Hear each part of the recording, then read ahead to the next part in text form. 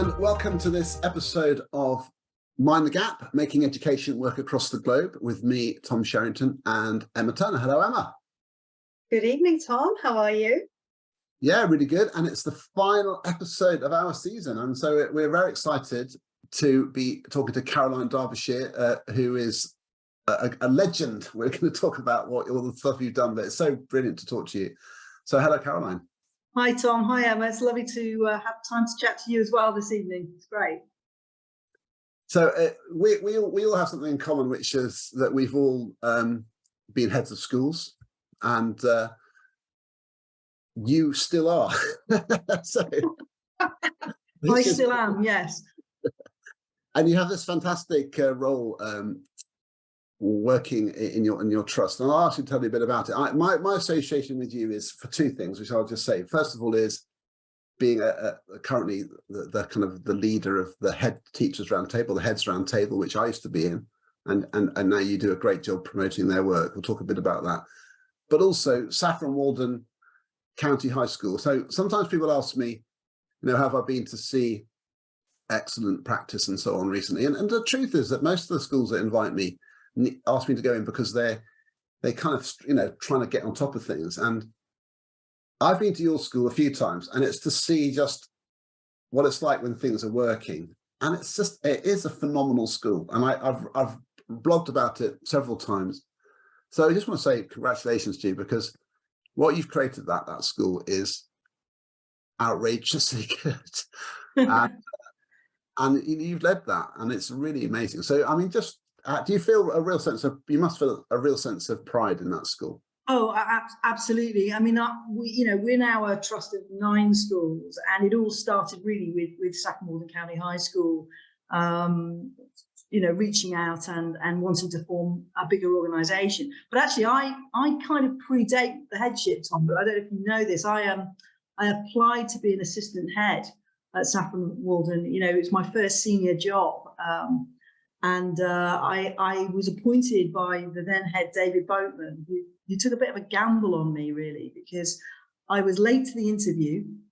I was still breastfeeding a baby, so I had literally got my mum to babysit my son for the very first time. I was all over the place. I was running into the loo to use a breast pump halfway through the interview.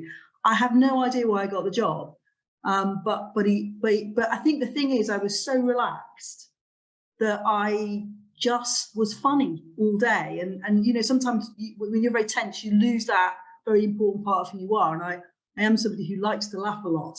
And because I just thought I completely messed it all up, I just laughed all the way through the day. And they warmed to me, and I just got this job. So I went into that school as an assistant head, teaching and learning. It was a dream of a job, absolutely dream of a job in a school like that, to develop teaching and learning.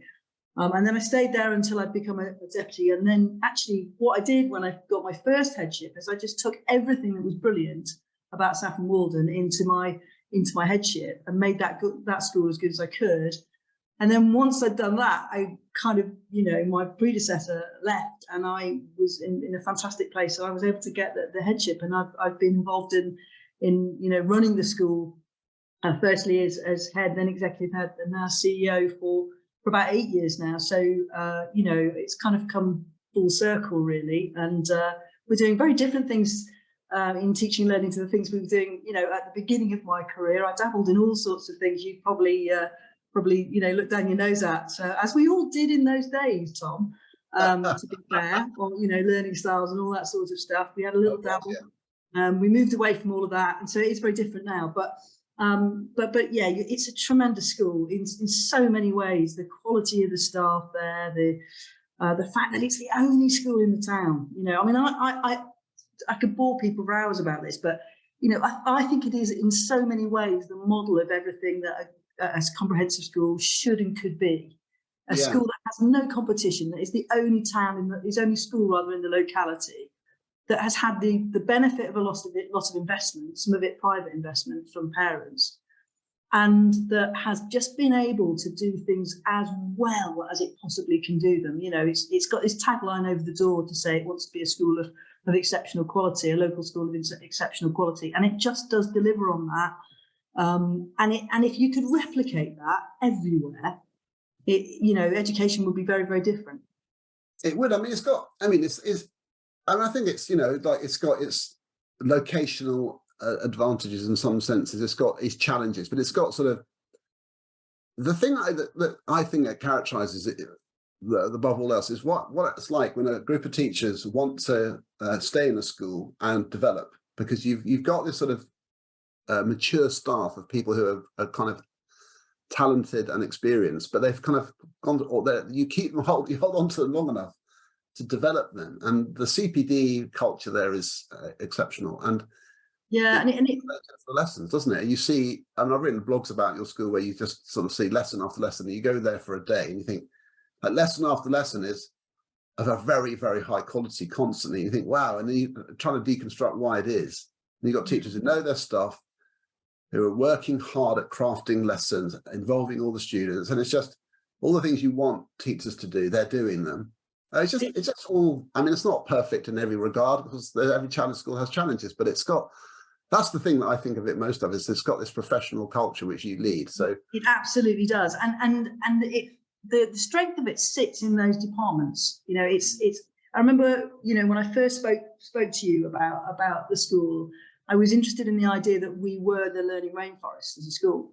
And because it was something that was sustainable, that continued to grow, continued to flourish, and it held all this fabulous kind of learning life in it.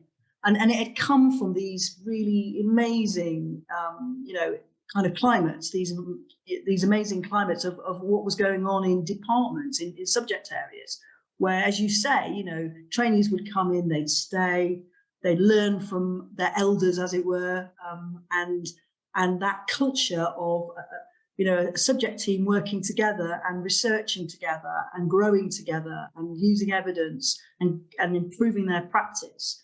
That's what's happened in every subject area in the school, and it's that really rich culture. That's the heart of it, I think. Well, before I hand over to Emma on this, I just want to you queued me up now. I'm very proud of this book. I don't think I make enough fuss about it, to be honest, but it's just, it's quite big. I think it's quite unwieldy in its size, but it's the Learning Rainforest Field Book. And this week we produced this after my Learning Rainforest book, and it's full of case studies, and yours is right at the front, because you did actually say that to me. And I've written this blog about 5 years ago called Saffron Walden County High School, an exemplary school, the learning rainforest made real. And it just has this, and it's because the concept in the learning rainforest is about excellence taking many forms and creating the culture and the structures to allow excellence to flourish without mandating what everything needs to be. And that's what you do. You let people find themselves in that professional autonomy kind of driven process, but it's excellent. And I can reel off like samples of me, like it's probably the best DT lesson I've ever seen in your school, the best drama lesson I've ever seen in your school. Some of the best MFL teaching I've ever seen is in your school. It's like, and it just stuck with me because it's just so strong. And that's like, it's quite rare to see that. So Emma, we can keep going. Thank you. I'll hand over to you. What do you think about what we're saying here? I mean, it's have you ever been to Saffron Walden campus? Yeah, I'm just wanting to Google trains now to go to Saffron Walden. Apart from wanting to buy a train ticket to Saffron Walden, I've been sitting here listening, thinking, okay, so there'll be people listening to the brilliant things that you've done in school and be thinking, how can I kind of Caroline Derbyshire my school? Where do I start in creating similar systems or cultures or approaches that are transferable, that we can replicate? And if so, where do I start? Maybe for somebody who's starting a new headship or somebody who's maybe taken on a new school, what are the things that you think, you know what, this really does work, you could start here?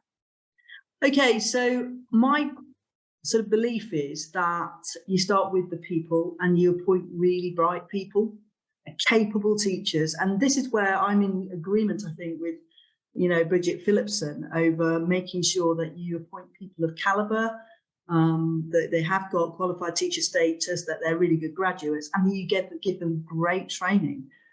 So that's kind of, easy to say, isn't it? But, you know, you have to get in, you have to have skin in the game in ITT. And one of the things that Saffron Walden's always done is it's always had a training school. It was involved in the graduate training program right from the beginning.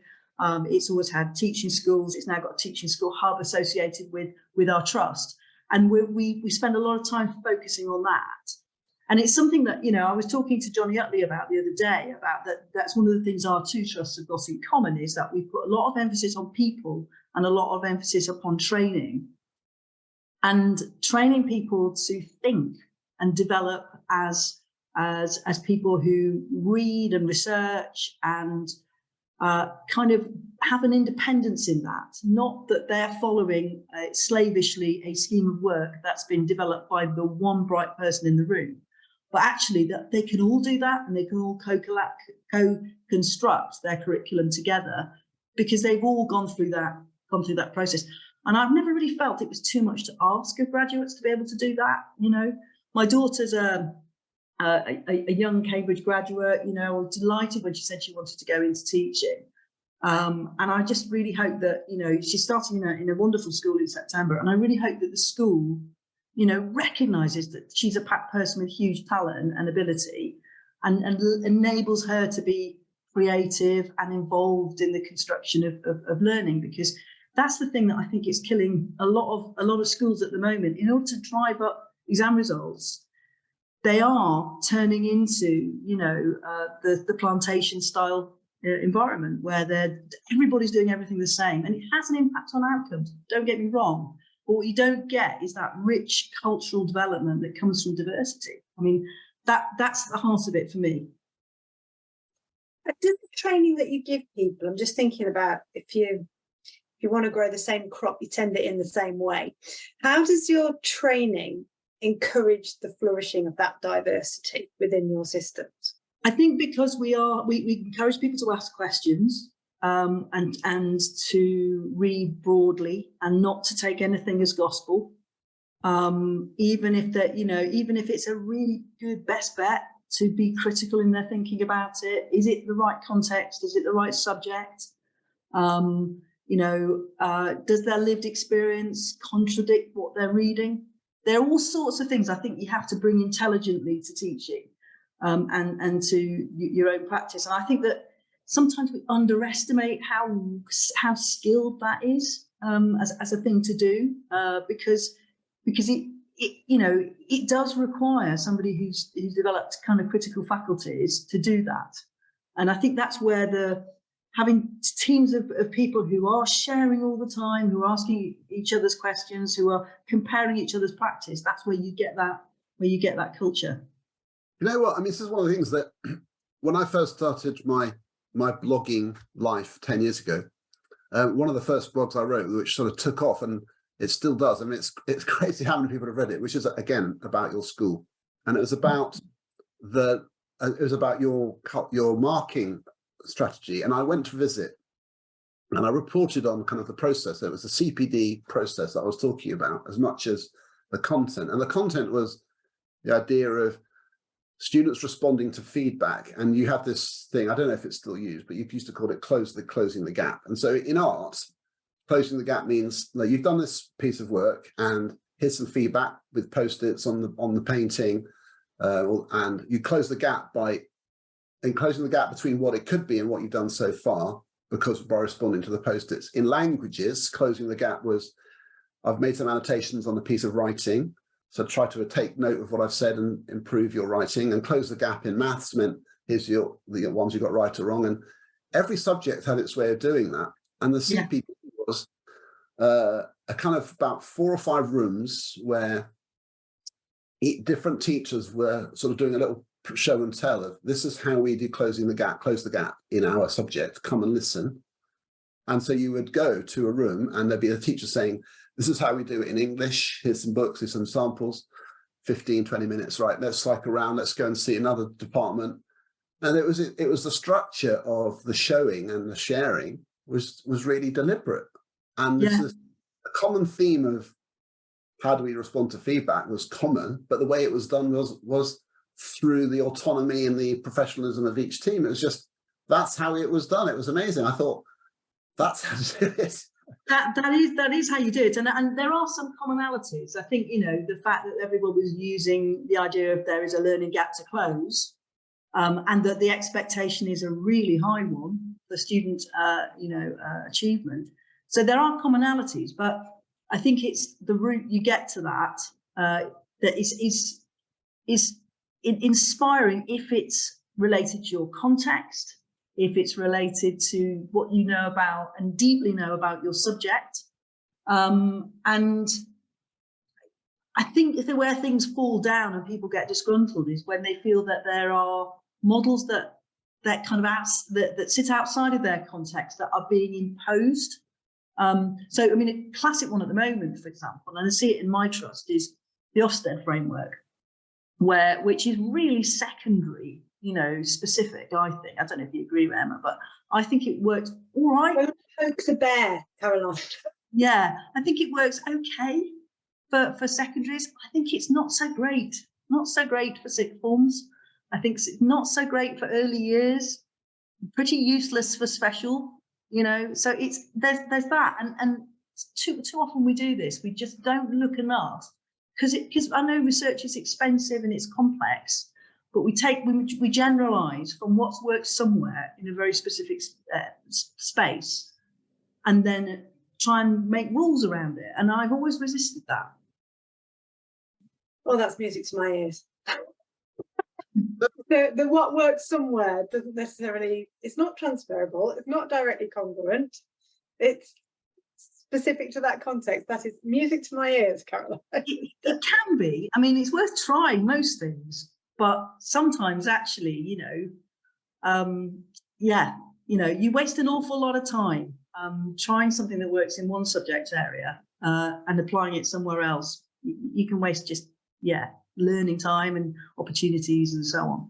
It's so interesting what you're saying there about this culture that you've fostered and you have done. The staff staying, and that's a kind of a fact of what you've done. But it's so interesting. And I went to this thing at the Wellington Education Festival last week, where David Weston from the Teacher Development Trust was talking about the evidence around teacher retention and the things that teachers say that want them to stay and make them want to leave teaching, and then the things which lead to teacher expertise, the research around what are the things which help teachers become experts. And guess what? They're the same. So the things which make teachers want to stay are things like autonomy, or a high degree of support and autonomy to make critical decisions. And that's how you become an expert. You need autonomy to make decisions, to learn how to make the decisions. So it's sort of the short circuit thing that you just alluded to of, you know, if we just sort of try to control teachers so we get sort of basic standards going, we can actually be undermining the long-term development of their skills, but also demotivating them from staying at all. So it's a tough old balance. How have you found it now being a CEO and then going into the whole world of, because my hunch is that you were not necessarily a massive fan of the whole map concept early on, but you now are running one. Yeah, well, that's absolutely true. Big God Anna and I had a really long chat about this the other day, actually. I know he was on this podcast not so long ago, about how both of us are reluctant CEOs. We really liked being heads. And now we find ourselves in a room on our own a lot. And I said, "Are you enjoying it?" And he said to me, "No, I don't really like it that much, Caroline. It can be quite lonely." And I said, "Yeah, it can be quite lonely, can't it?"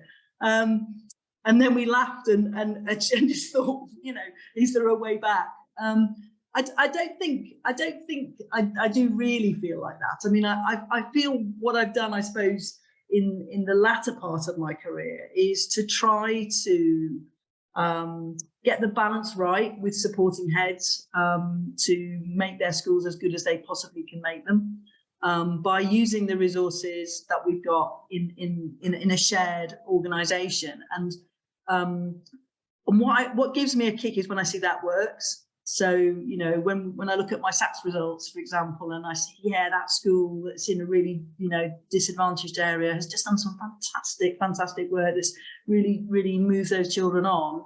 And where have they learnt that from? They've learnt that from another school in a different area that's worked with them.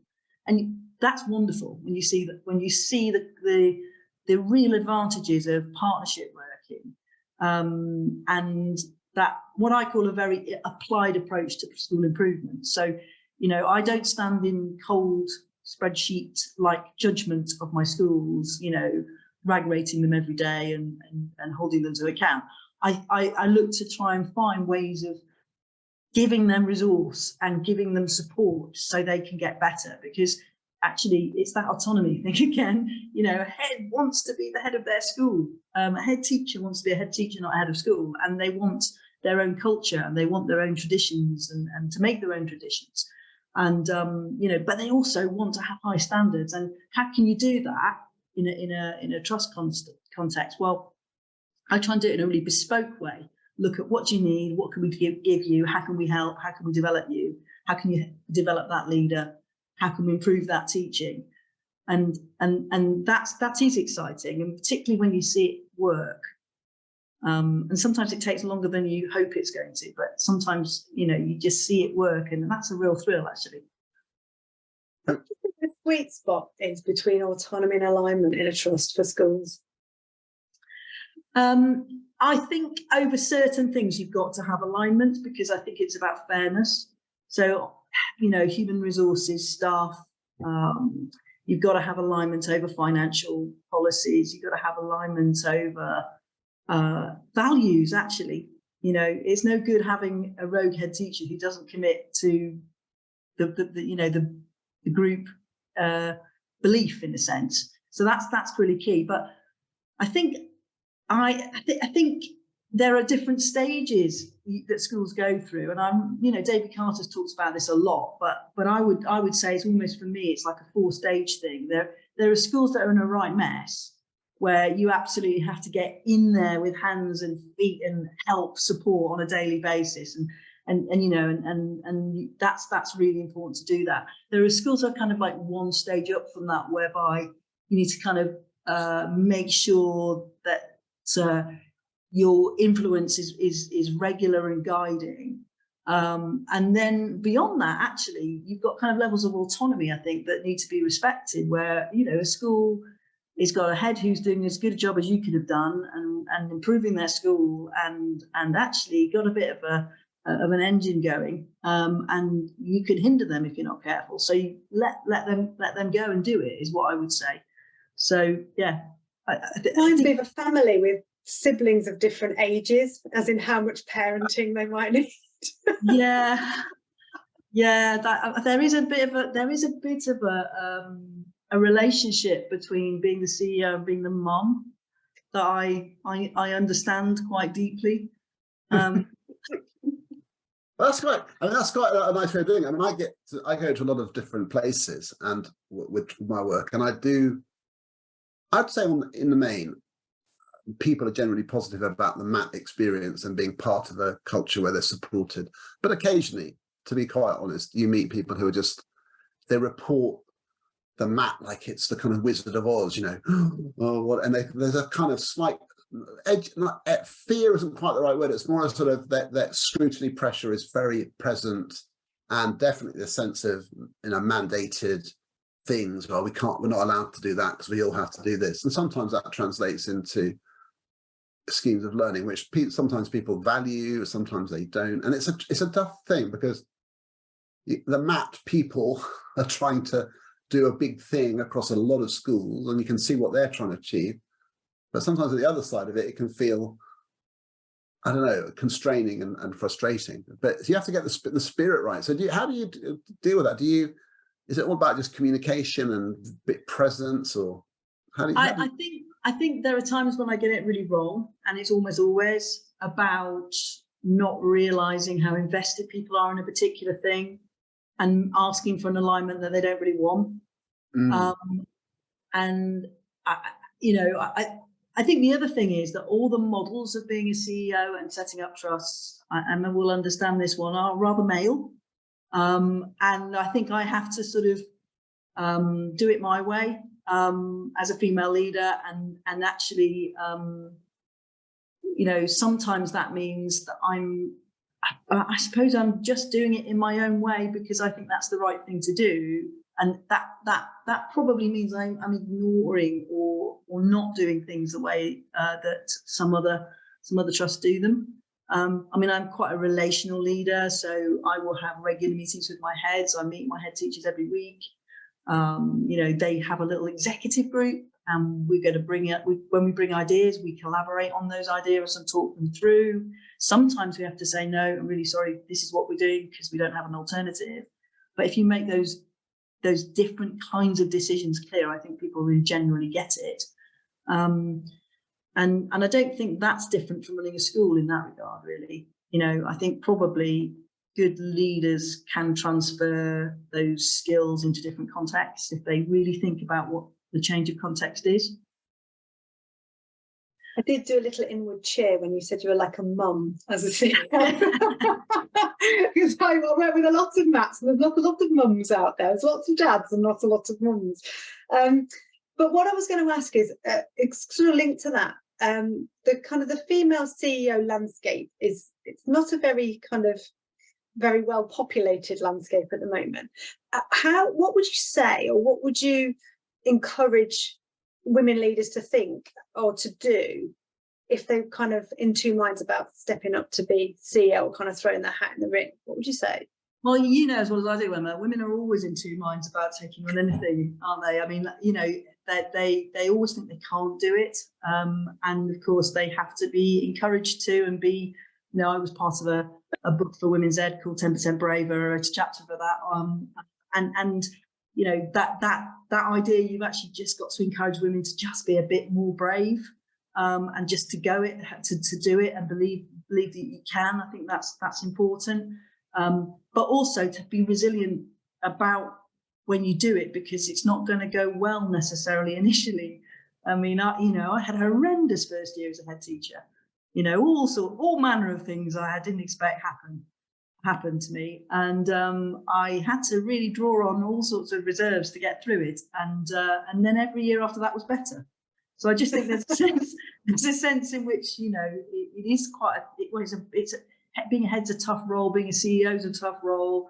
When you first do it, you're learning a lot very, very fast, but you know, I think a lot of it is just is about, you know, having peers around you who are prepared to encourage you and say you're doing a good job, and tell you to stick in there and sort of ignore the mistakes you're making, and encourage you over the things that you're doing well, really. Mm-hmm. Well, I think you do a fantastic job of celebrating the role. And we had a similar conversation with Vic Goddard in a sense, because I think you both have this thing in common, which is that you managed to champion causes and sort of be quite angry about issues. Yeah. But at the same time, sort of really fly the flag for the kind of moral purpose of education and the role.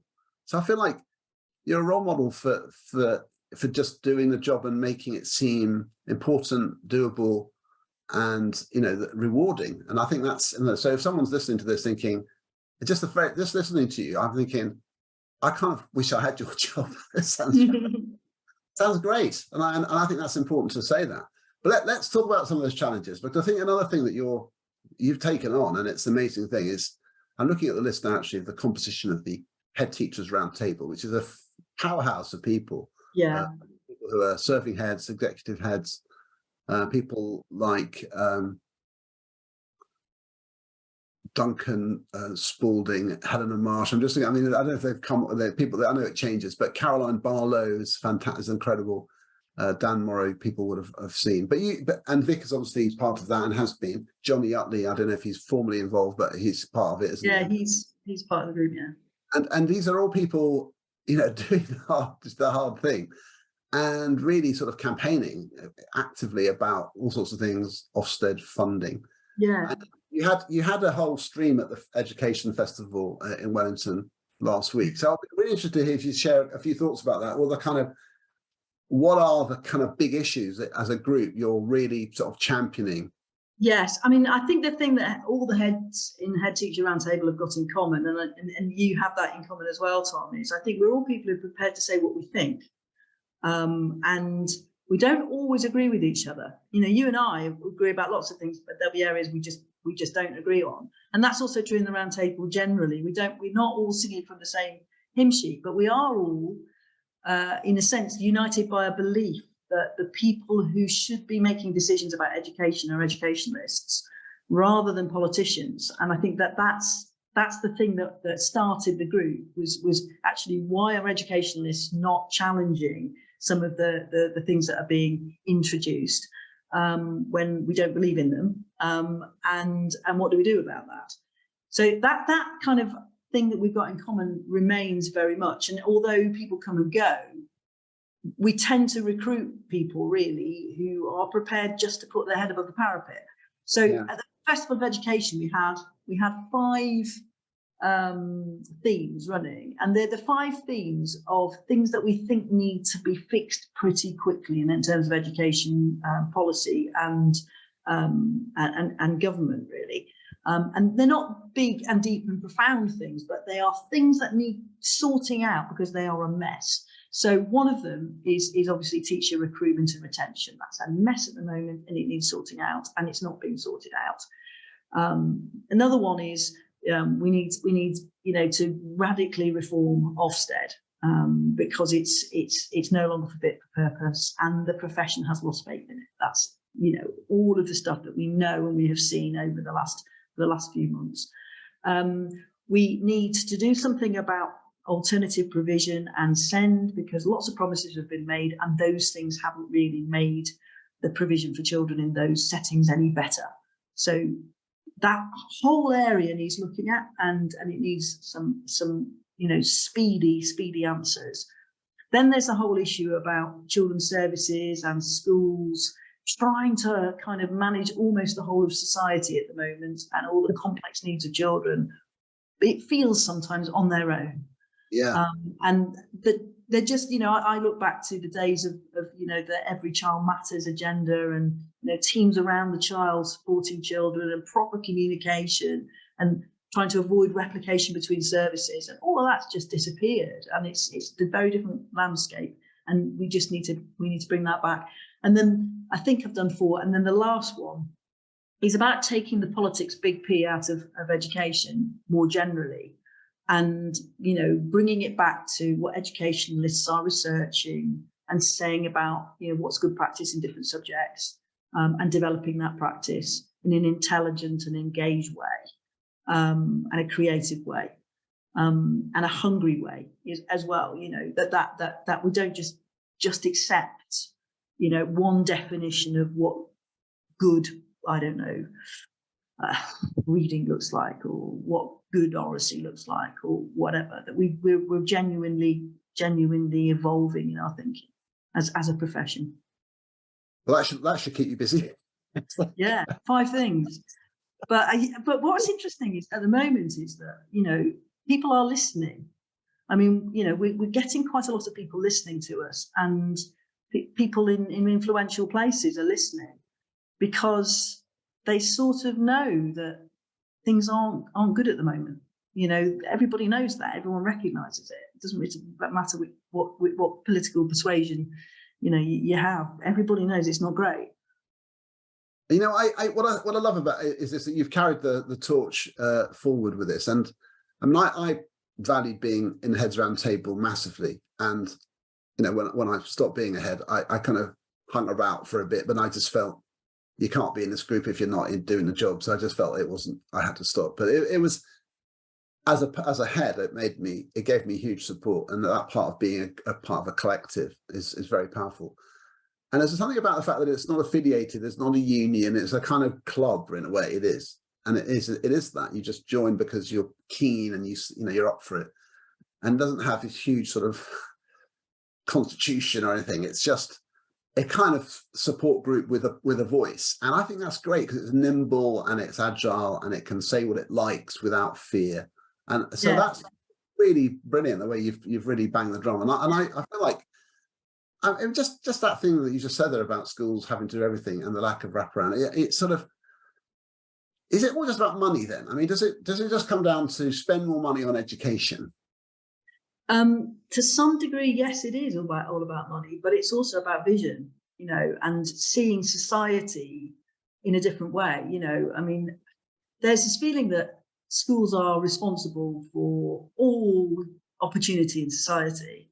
And actually, one of the things I rather like, and I've just read it about the opportunity mission document from the Labour Party, actually, is that it recognises that schools aren't the only agency, and that, you know, we've got responsibility to employment skills later on, and early years, and childcare, and all these other agencies that intermesh with how children develop. And that's where I sort of have my own belief is in that notion of that, you know, a village raises the child. Not that the school does it. And I think that it is a philosophical as well as a funding issue, Tom, I think. You can't be a head teacher and the director of children's services at the same time. It's just completely impossible, isn't it? It's just, yeah, and also you're not playing to specialism. You know, we're specialist educators, but it doesn't mean to say that we don't want to be working with a range of other services in an intelligent and a connected way for the sake of individuals, because otherwise they just, you know, that people get treated as commodity and passed from pillar to post, and there's no holistic perspective on the individuals and their needs. Mm-hmm. This is the stuff that used to make me. I mean, it's some of the hardest meetings I've ever had. I remember having this meeting, like it was like literally my last few weeks of being head. So I was kind of like struggling. There's like 10 kids on a list. I just had a meeting with the big honchos at the local authority, and I said, look, what am I supposed to do with these kids? I mean, what can we do with them? And what setting is there where these kids will thrive and be happy? Because it's not this one. It's like, it's too big. They're breaking out of the classroom every day because they can't cope. It's just, we don't have the people. What kind of people do we need? Help me. Like, and all they could come at me was, well, you're accountable for this. You're responsible. I was saying, look, I'm sticking my hands up here. I don't know what to do with them. I honestly don't know what to do with them. And you're not able to answer my question. And I just thought that was just like appalling. Yeah. There was no place or service, and the kids weren't sort of special needs enough to go to the special school. They had chronic social deprivation needs. Their families were struggling. It was just, there's so many multiple factors there, and we were the ones having to do with it. Yeah. And you know what? And even in a really, really, you know, great school, you're still going to get a few, you know, groups of children in every year group who are not accessing what they need to be accessing. And although it works for, you know, the vast majority, there's always that group you're going to have to make some really special arrangements for. And you know, cohort by cohort, the size of that group will change because of the trauma those young people have experienced, because of all manner of things, you know, and we sort of pretend, don't we, that that's not the case. And what you're saying is absolutely true, Tom, that you know, we look at that, we realise there's something different that needs to happen, and it can be a really inclusive thing, but it needs to be imaginative, and it needs to be funded as well, and all the agencies need to be involved in those solutions together. Yeah. I was just pondering the thought that one size fits all is not the most appropriate model, and there's got to be some offshoots of our initial great provision for those children who don't necessarily, or their needs can't be met, however hard you try, in the organisations that we have, with the people and the resources that we have. Yeah, and I think that sometimes, you know, we underestimate the damage that's done to young people, you know, and that I think if you could, you know, if when you're really idealistic and you think, oh, you know, maybe if we had, you know, an all school through arrangement where we had a lot of control over what was going on from the moment a child was you know, in nursery all the way through, we'd be able to, you know, make sure that the provision met their needs, etc., etc. Life's not like that. They're only spending a proportion of time in school. Life happens to kids, and you know, and the more that happens, the more difficult it is as they get older and older and older for them to, you know, be fully integrated in everything that happens, no matter how hard you try. And I would agree with that Tom. You're only talking about a tiny percentage of children. But it is still the case that in a secondary school, you do have to think about, as they go through the school, making some sort of serious adjustments and adaptations to programs.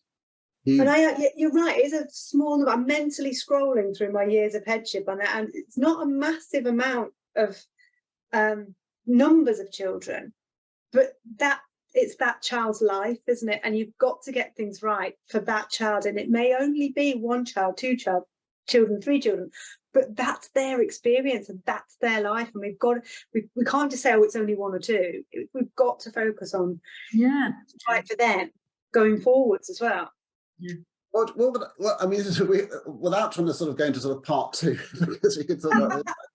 What's your main thing, like with because we talked about Ofsted. Emma and I sometimes do this an episode where we just talk to each other. We did one recently where we talked a bit about Ofsted, and I've got particular views about that. But what, in terms of your recommendations for things to do differently, rather than just say, scrap it, whatever. But what are you saying?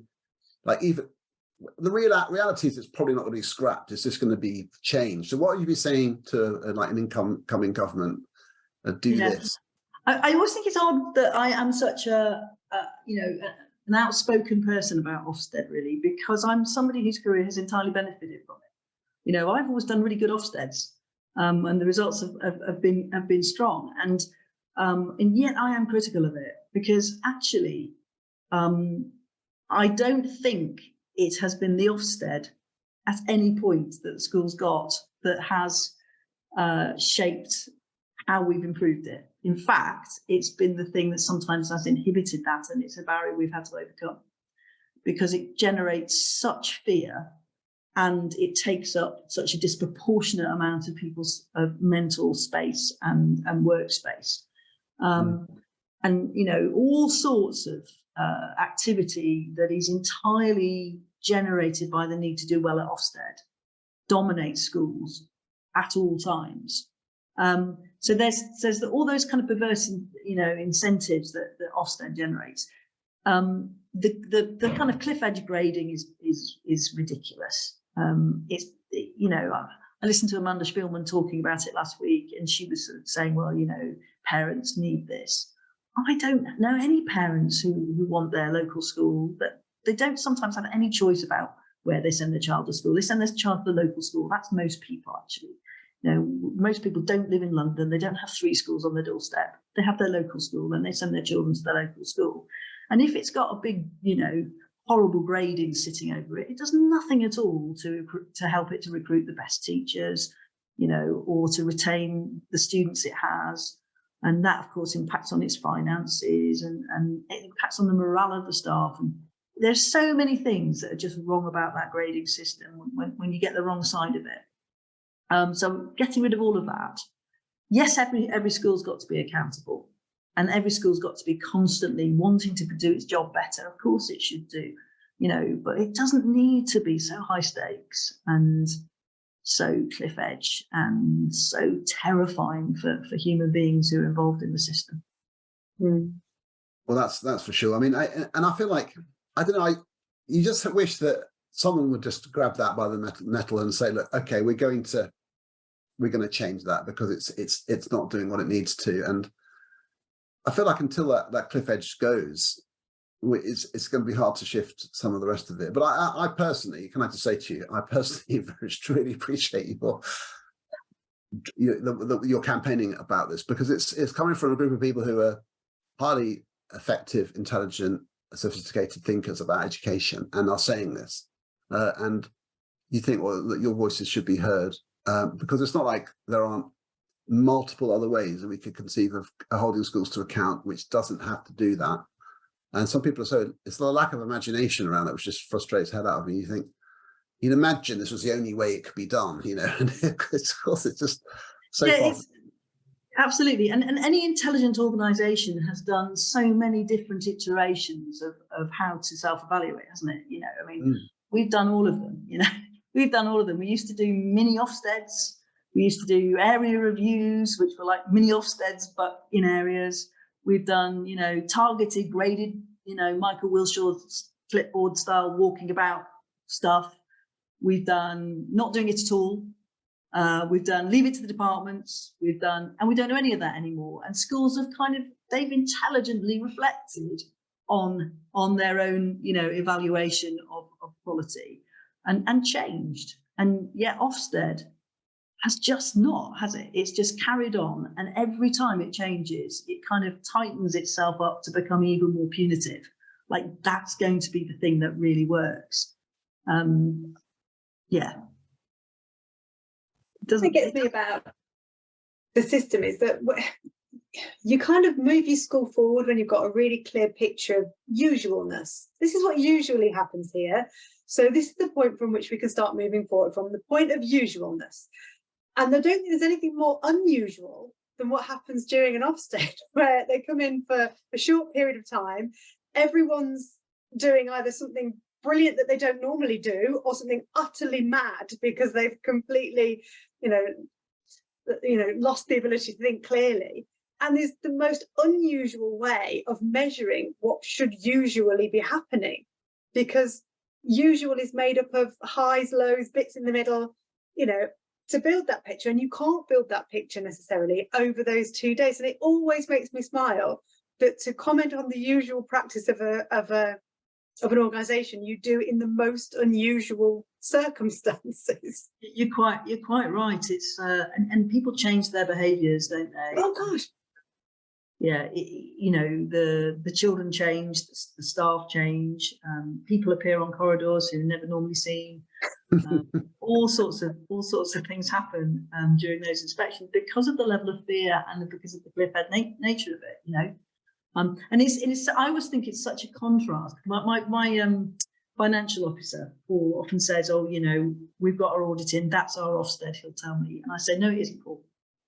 Actually, if Ofsted was like the audit, the financial audit, you'd have a relationship with this person that would come and sit in your office for a week. They'd pore over things. They'd ask you for stuff they hadn't seen. You'd have a long chat with them. They'd come out and say, 'What do you think of my findings?' And you'd say, 'Yeah, I think I can prove that isn't the case.' And actually, what's the worst that can happen? You get a document that has some actions on it. It's not cliff edge. Nobody loses their job. And yet you've got stuff to do the following year to improve your financial, management, or you haven't. And it's just not. I mean, obviously, if you are doing terrible things, and I still think that is true about school accountability in all regards, if you're doing terrible things, somebody needs to stop you doing them, right? And if that's true of your finances, that is absolutely what an auditor must do. But if you're doing a reasonably good job, it's not a painful experience having an audit. No, exactly. So it's and that's the thing. But I think you get that balance right, and it's great to have people who are sort of winners in the system in a sense. I mean, who are sort of also able to critique it, because sometimes that isn't the case.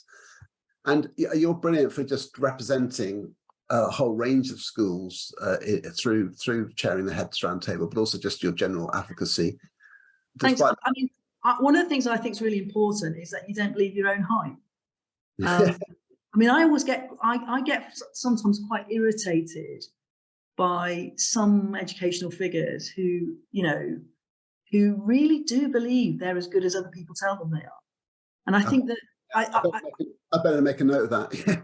yeah, but it's having that kind of humble, self-critical. Actually, I'm a bit of a wazzock approach. I think it's incredibly grounding, and important. And, it's true, and that comes over. But I'm gonna sort of we're gonna have to wrap it up in a minute, Caroline, because we have the producer channel sort of telling us the time. It's like knocking on the door at the moment, sort of digitally saying we've got to finish up. But I just think what you do is fantastic. So I kind of going to wrap this up really by just going there. I just think that because you walk the talk and you've delivered such an amazing school through all the processes, not by being some sort of giant hero, but through building a team, cultivating a culture, and sort of celebrating all those things that are so important. It really works. And I'm going to go back to this thing. I'm going to read it out because I wrote this 5 years ago. I visited, and it says, I talk about all these lessons I saw, and it says, I hope the details go some way to illustrate the learning rainforest. Superb conditions, deep knowledge, exciting possibilities, culture and systems, rigor, teaching to the top, teaching for memory and recall, but also joy, awe and wonder in plentiful supply. It's a truly wonderful school that many could learn from. And I end up by saying, excellence like this doesn't happen by magic, but you've created something very special. And I just think it's, and you can just listening to you now, you can see why, because it's all about the balance of intelligent understanding, but also the right kind of spirit. And it's I think that's brilliant. And, you know, I really think people can learn a lot from you. I certainly have. And I want to say a huge thank you to you for all you're doing. Oh, thank you very much, Tom. I am still a WASIC. You may say so. But you don't want to have to believe my hype, but I feel like it's worth, because you're not going to do it for yourself, so I'm going to do it for you. But I think it's brilliant. And, you know, I don't know if you want to get loads of people, you're going to get loads of people want to come visit your schools now, but which I'm sure you'll have some way of dealing with that.